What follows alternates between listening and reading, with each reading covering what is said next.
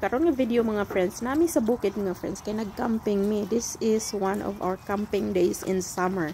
Sayang po siya mga friends kung dili na ko i-upload kay mga souvenir ni nato sa atong mga cheeky things mga friends sa places na atong adtuan. So ing ani may mga friends in summer. So sa buntag mga friends, ing ani pud ko sa buntag mga friends, mabisi kay magluto og breakfast. Simple raman pud sa bukid mga friends. Yung kanang madalian nga pagkaon ra pa mga friends, itlog, spam, what is it, pancake, maura man dyan madali-dali nato mga friends basta naata sa atong camping. And then unsay nga ani, ang kana sila mga friends natulog pa sila anang mga tayma. Ako pang nagkuri-kuri mga friends. So lahi na jud pud among camping before mga friends sa wala pa ko nagtrabaho kay tag-as kaayo ang days na among i-camping. Now weekends na lang jud siya. So na-ready na nako ang breakfast mga friends. Na eggs, na fruits, na spam, na pancakes. And then nindot pud kayo jud ang panahon that time mga friends. Init and then bugnaw sa night. And then padulong na pud ni siya mag-fall mga friends. Mauna siya nga medyo foggy na siya in the night.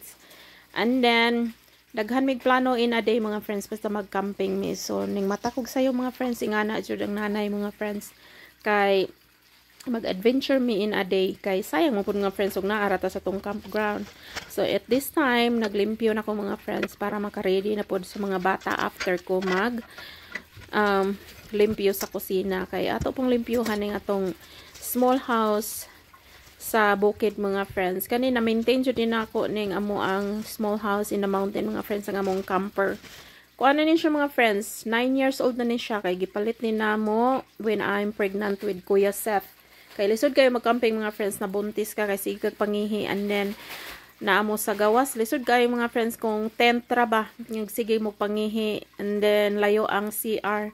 So this is the purpose nga ning palit jud mi og kanang unsay nga nani camper or trailer ang pangalan namo di ari. So ayan ang hugas na ko mga friends kay kinahanglan limpyuhan kay tight ba ning camper mga friends. So, kinahanglan na organized siya, hindi humani mo kaon, kinahanglan limpyuhan di para sa bahay na ay pasagda na diha oy unya naidaghang unya ba or ibutang lang nato sa washer sa dishwasher and then pero dinhi sa bukid mga friends kinahanglan jud na imong limpyuhan diretso ang imuhang kan-an or ang imong gilutuan para unsay nga ani kanang spacious siya ba kay kuan man gud medyo tight ang camper. Depende sa ubang mga camper mga friends kay napoy mga camper nga sobra kadagko na siya mga friends, mura na siya og as in like regular house na siya ba. Kaning amoa is just enough duha ka bunk bed na higdaan sa mga bata and then one queen bed na para namo ni daddy. So comfortable lang siya mga friends when you are camping in the mountain kasi you're safe kasi kuan man gud siya kanang unsay nga nani bear country ba. Madlock ta ng mga wild animals in the night. So ayan human ako glimpyo mga friends. Si Blossom is nagtuya-tuya na siya diha mga friends and then mag-adventure na mi at tumi sa lake mga friends. Mao ni nakanindot sa amo ang province of Alberta mga friends kay daghan jud siya kasuroyan mga friends. And then if you want outdoor or kanang mga ing-ani nga mga lugar, mga bukid-bukid kung mag-camping mo, nindot jud siya kaayo mga friends. It's so relaxing. Pero as told you na weekends na lang jud mga friends ang among camping unless na ay long weekend din ma 3 days ang amo unlike before mga friends. Sky's the limit jud amo ang camping before kung wala pa ko'y trabaho. Sa wala pa ko nagtrabaho kay wala man ko'y hunahuna na trabaho sa Lunes. And then daddy's work is pwede ra siya with a computer mga friends. So very flexible iyahang work style ba, work job.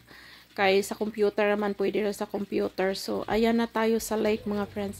Kanang mga balay diha sa atbang mga friends sa mga dato na sila mga friends, mga millionaires houses na diha near the lake. Pero perting nindot jud ning lugar mga friends. Oy pwede ra kag magpungko-pungko diha. And then napo na siya mga benches diha mga friends or kanang unsay nga na mga lamisa kung gusto mo mag-day kanang one day lang siya mga friends ba na gusto mo mag-picnic pwede din diha mga friends, not necessarily na mag-camping mo in that area. So kana nga mga friends is mga maybe 15 minutes siguro from our campsite and then mauna na siya diha. So daghan siya kasuruyan mga friends kung gusto niyo mo explore in different places dool sa inyong campsite. So mo na kanito do katatdak mga friends. Pero tingnan do sa mga well ducks din na. So nalingaw ako ang mga bigwis mga friends og dula-dula diha sa tubig, and then naapoy mga ducks na nag-swimming. Ang tanawa na good ng tubig mga friends, so relaxing, mura lang jud siya oil, saka calm, kumbaga. Perting kanindot jud ning dapita mga friends. So in here mga friends, padong nami mo balik sa amo ang car kay manguli nami ana mga friends padong sa among campsite or campground kay mag-fishing pa kuno sila, and then magluto pud ko og supper.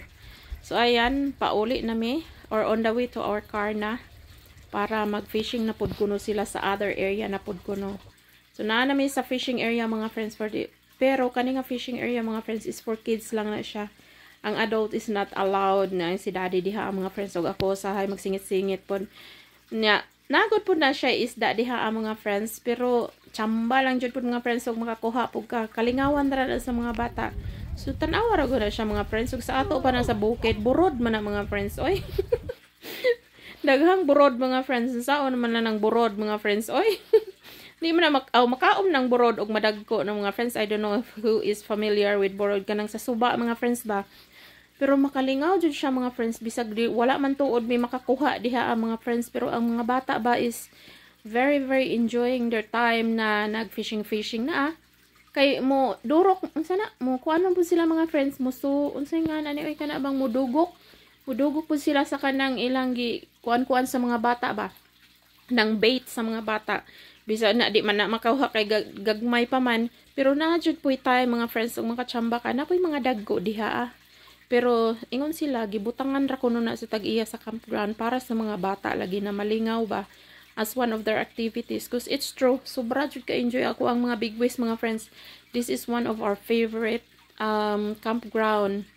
Mga an hour drive from our city going to this campground. So nalingaw jud sila mga bata ani mga friends.